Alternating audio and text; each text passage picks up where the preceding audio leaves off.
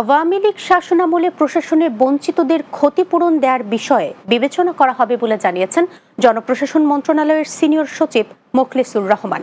সোমবার সচিবালয়ে সাংবাদিকদের মোখলেসুর রহমান বলেন, 2009 থেকে 2024 আগস্ট পর্যন্ত প্রশাসনে বঞ্চিত হয়েছেন এমন কর্মকর্তাদের তালিকা তৈরি করে তাদের ক্ষতিপূরণের ব্যবস্থা করা হবে।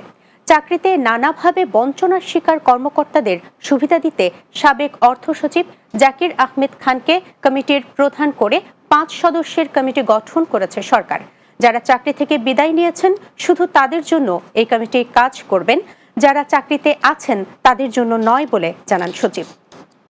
2500 যে আমাদের দীর্ঘ 16 বছরে বঞ্চিত, ইনক্লুডিং মি, এদের নিয়ে কোন পিরিয়ড 2009 সাল থেকে 4 আগস্ট 2024 এই পিরিয়ডের মধ্যে যারা বঞ্চিত হয়েছেন নানানভাবে ইত্যাদি, তাদের বিষয়গুলি কেস টু কেস বিবেচনা করে সরকারকে সুপারিশ করবে কাকে কোন জায়গায় নেওয়া যায়।